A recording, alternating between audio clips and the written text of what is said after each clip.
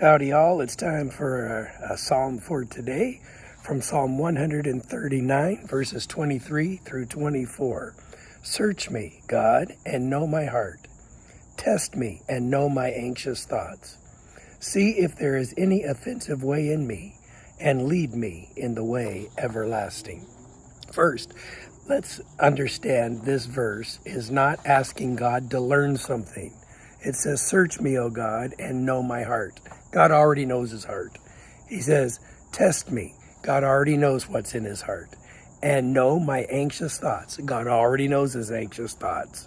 See if there is any offensive way in me. God already knows if there's any offensive way in the psalmist. The psalmist is using poetry to say, God, help me search my heart. I don't know my own heart, God, so search it. And so we might be able to say this way, search me, God, and know my heart, and show to me what's in my heart. And test me and know my anxious thoughts, and share with me what my anxious thoughts are. See if there is any offensive way in me, and show me if there is any offensive way in me, and lead me in the way everlasting.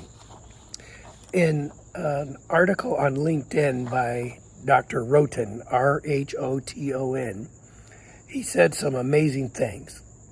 He said, your anxiety holds wisdom. Your triggers tell a story. Your nervous system is trying to keep you safe. All day I've meditated on that. Your nervous system, my nervous system, is trying to keep me safe. Yesterday's article or yesterday's psalm I called something along the lines of, do we honor our nervous system? And that didn't get too many views, so I changed it to, God created our nervous system with a purpose. The parasympathetic and the sympathetic nervous system are created by God to keep us safe. When your nervous system activates and says, warning, warning, warning, it's doing what God created it to do.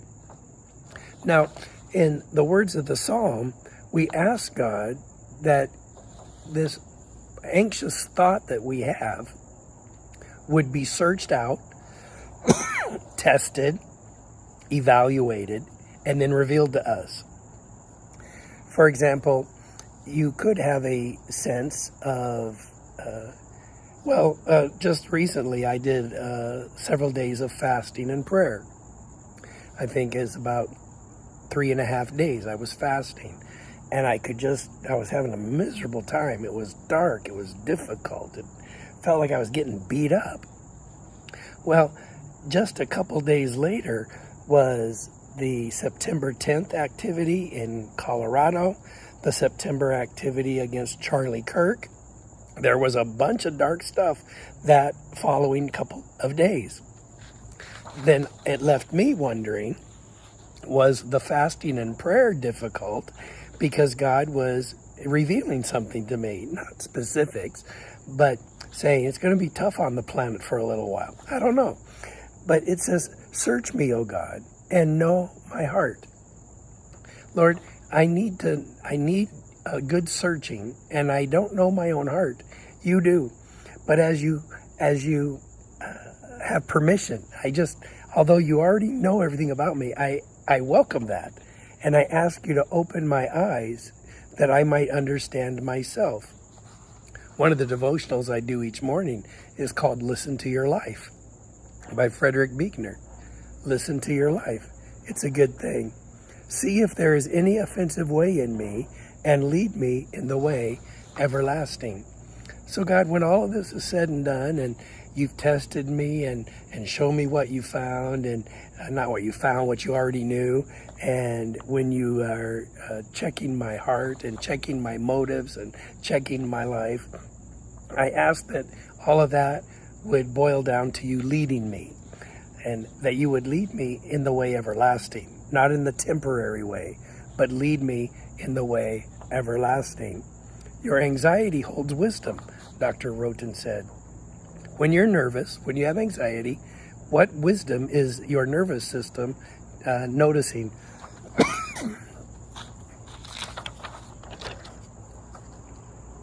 your triggers tell a story. When something activates your emergency response system, there's a story behind that. So, God, I ask you to show me the story that's behind that moment where my nervous system was activated. And your nervous system is trying to keep you safe. So, Lord, in what way is the nervous system keeping me safe in this very moment? And then he has 4 sentences that are 4 lines that are helpful. Listen to it. Don't drown out your nervous system with alcohol or marijuana or illicit behavior or anger. Listen to what your nervous system is telling you. What is nervous in your life, and what is its message? Number 2, he says, work with it. So God, I'm working with it. I'm asking you to help me learn from this moment and help me to improve, help me to develop wisely, help me to work with what my nervous system is telling me. He says, don't just manage the symptoms, but understand the message. So maybe when you have anxiety, you're hypervigilant. Maybe when your nervous system is triggered, maybe you have sweaty palms. Or the responses are many. When you go to sleep, you might have flashbacks, all kinds of things. Lord, what is the message that my nervous system is telling me, and how can I understand the message that it's sharing with me? And then, 4th, what has your anxiety been trying to tell you? So many of my friends have told me over the years that alcohol, drugs, other behaviors are driven by a desire to keep things under control, a desire to keep things manageable.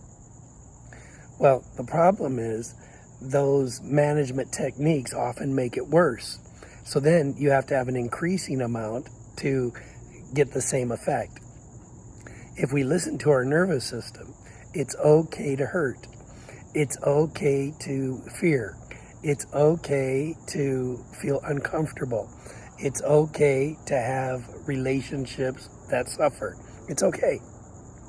We don't have to say, oh no, I can't handle this, and try to manage it in an improper way. And so what key idea is your nervous system communicating to you that you could say, search me, O God, and know my heart.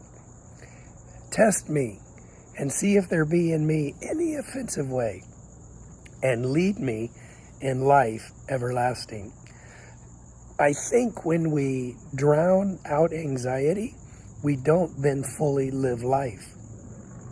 One time when I was taking medicine for PTSD, I told my counselor, I said, I think this medicine has kept me from kind of going into hypervigilance, but I think it's also numbed my joy. He goes, that's what it's designed to do. Well, I don't want my joy numbed, but it's okay to have joy numbed if that's what it takes to recover, if that's what it takes to do well. But you don't do this on your own. You have a set of professional eyes, skilled hands, and the Holy Spirit leading you into this well-being. So brothers and sisters, to live life, an everlasting life, we ask God to deal with our anxious thoughts. We work with Him. We understand the message He's trying to give us, and we embrace.